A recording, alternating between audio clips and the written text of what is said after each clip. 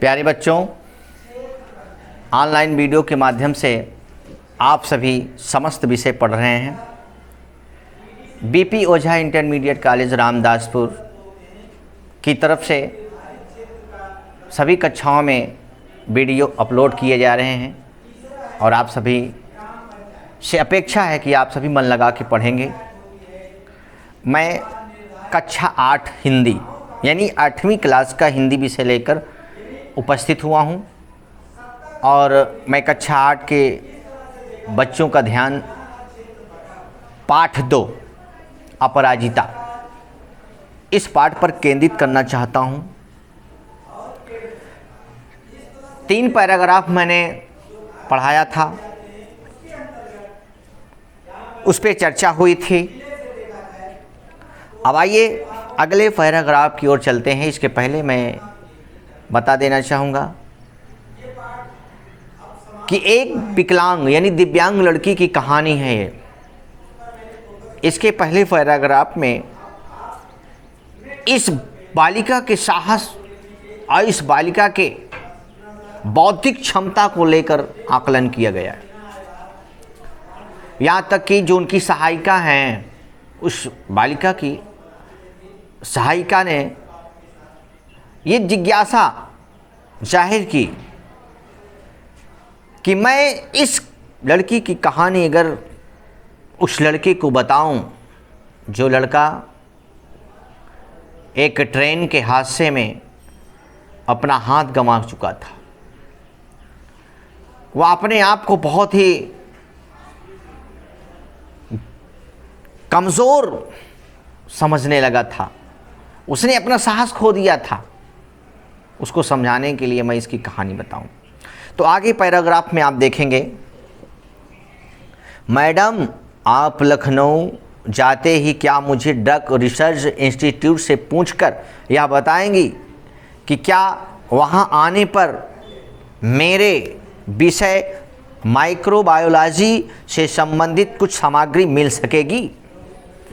जब उनकी सहायिका, जब उनकी मैडम लखनऊ जा रही थी और उस लड़के से भेंट करने की भी बात कह रही थी, तभी उस विकलांग बालिका ने, छात्रा ने उनसे चर्चा किया कि यदि आप लखनऊ जा रही हैं तो जाते समय आप ड्रग रिसर्च यानी कि ड्रग रिसर्च इंस्टीट्यूट से पूछकर यह बात बताएंगे कि माइक्रोबायोलॉजी से संबंधित कुछ सामग्री मिल सकेगी।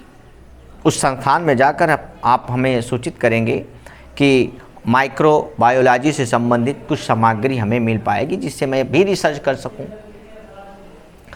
यहाँ कभी सामान्य सी हड्डी टूटने पर या पैर में मोच आ जाने पर ही प्राण कंठगत हो जाते हैं, जैसे विपत्ति का आकाश ही सिर पर टूट पड़ता है। और इधर लड़की है कि पूरा निचला धड़ शून्य है, फिर भी बोटी बोटी फड़क रही है। आजकल वह IIT मद्रास में काम कर रही है। लेखिका कहती है कि एक साधारण सी हड्डी टूट जाने पर लोग अपने आप को अधीर, अपने आप को बिल्कुल किस्मत का मारा हुआ समझने लगते हैं। लेकिन ये लड़की जिसका निचला धड़ पूरा शून्य है, यानी कि निचला धड़ बिल्कुल शून्य पड़ गया है, कोई जान नहीं है, लेकिन फिर भी उसकी बोटी बोटी, उसका अंग अंग फड़फड़ा रहा है, वह इतनी तेज है।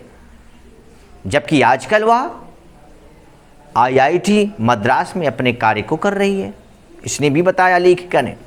आगे कहती हैं, जन्म के 18वें महीने में ही जिसकी गर्दन के नीचे का पूरा शरीर पोलियो ने निर्जीव कर दिया हो, उसने किस अद्भुत साहस से नियत को अंगूठा दिखा अपनी थीसिस पर डॉक्टरेट कर रही थी। यानी जो प्रकृति ने उसके साथ खेल खेला है, उसको उसने अंगूठा दिखाया, नीचा दिखाया और अपने साहस के बलबूते बड़ा अनोखा कार्य अपने जीवन में किया। मैडम मैं चाहती हूँ कि कोई मुझे सामान्य सा सहारा भी ना दे। आप तो देखती हैं मेरी माँ को मेरी कार चलानी पड़ती है। मैंने इसी से एक ऐसी कार का नक्शा बना दिया है जिससे मैं अपने पैरों के निर्जीव अस्तित्व को भी सजीव बना दूंगी। यहाँ देखिए, मैंने अपनी प्रयोगशाला में अपना संचालन कैसा सुगम बना लिया है। मैं अपना सारा काम अब स्वयं निपटा लेती हूँ।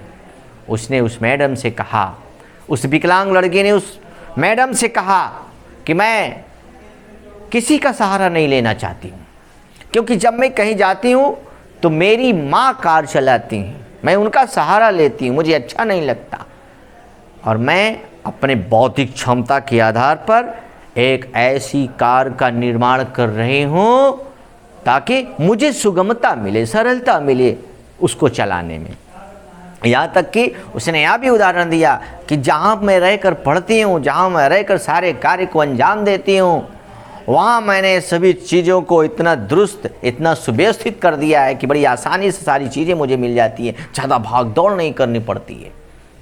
अब स्वयं कार्य कर लेती हूँ, यानी कि ये नहीं कि किसी को बुलाऊं, किसी को पुकारूं तब मेरा कार्य आगे बढ़े। वाह, आगे बढ़ते हैं। उसने मुझे तस्वीर दिखाई, समस्त सामग्री उसके हाथों की पहुंच तक ऐसी धरी थी कि निचला धड़ ऊपर उठाए बिना ही वह मनचाही सामग्री मेज पर से उतार सकती थी। किंतु उसकी आज की इस पटुता के पीछे है एक सुदीर्घ कठिन अभ्यास की यातनाप्रद भूमिका। इस सुविधा का सबसे ज़्यादा श्रेय उस लड़की के क्या, एक सुदीर्घ कठिन अभ्यास की यातनाप्रद भूमिका, जो दिन प्रतिदिन वो अभ्यास करती थी, मेहनत करती थी, अध्ययन करती थी, ये उसकी देन है। वो भी अगर शिथिल होकर बैठ जाती, वो भी लापरवाही अपने जीवन के साथ करती, तो इतना सारी व्यवस्था उसको कहाँ से मिलती, इतना वो कहाँ सोच पाती। आगे देखते हैं। स्वयं डॉक्टर चंद्रा के प्रोफेसर के शब्दों में, डॉक्टर चंद्रा की जो प्रोफेसर हैं वो बयां कर रही हैं क्या, हमने आज तक 2 व्यक्तियों द्वारा सम्मिलित रूप से नोबेल पुरस्कार पाने के ही विषय में सुना था, किंतु आज हम शायद पहली बार इस पीएचडी के विषय में भी कह सकते हैं। देखा जाए तो यह डॉक्टरेट भी संयुक्त रूप से मिलनी चाहिए डॉक्टर चंद्रा और उनकी अद्भुत साहसी जननी श्रीमती सुब्रह्मण्यम को। 2 व्यक्तियों को मिलना चाहिए। जैसे कोई बड़ा सा काम करता है, कोई अच्छा सा कार्य करता है तो उसे नोबेल पुरस्कार से नवाजा जाता है, लेकिन डॉक्टर प्रोफेसर ने कहा अगर मेरा बस चले, मेरी इच्छा है, ऐसे दोनों लोगों को, एक डॉक्टर चंद्रा और एक उनकी माता जी को, ऐसा नोबेल पुरस्कार मिलना चाहिए जिन्होंने हौसलों को बुलंद करके सारे कार्य को अंजाम दिया। आगे बढ़ते हैं। 25 वर्ष तक इस सहिष्णु महिला ने पुत्री के साथ साथ कैसी कठिन साधना की और इस साधना का सुखद अंत हुआ 1976 में, जब चंद्रा को डॉक्टरेट मिली माइक्रोबायोलॉजी में। अपंग स्त्री पुरुषों में इस विषय में डॉक्टरेट पाने वाली डॉक्टर चंद्रा प्रथम भारतीय हैं। एक तो स्त्री वर्ग और दूसरे जो है अपंग, पहली महिला थी डॉक्टर चंद्रा ये पुरस्कार पाने में, ये डॉक्टरेट की उपाधि पाने में। जब इस सामान्य ज्वर के चौथे दिन पक्षाघात हुआ तो गर्दन के नीचे इनका सर्वांग अचल हो गया। जो निचला धड़ नहीं था, उसमें जीव नहीं थे, लेकिन ये उपाधि पाने के बाद डॉक्टर चंद्रा पूरी तरह से सजीव हो गई। अब देखिए, भयभीत होकर हमने इसे बड़े बड़े डॉक्टर को दिखाया। सबने एक स्वर में कहा, आप व्यर्थ पैसा बर्बाद मत कीजिए, आपकी पुत्री जीवन भर केवल गर्दन ही हिला पाएगी, संसार की कोई भी शक्ति इसे रोग मुक्त नहीं कर सकती।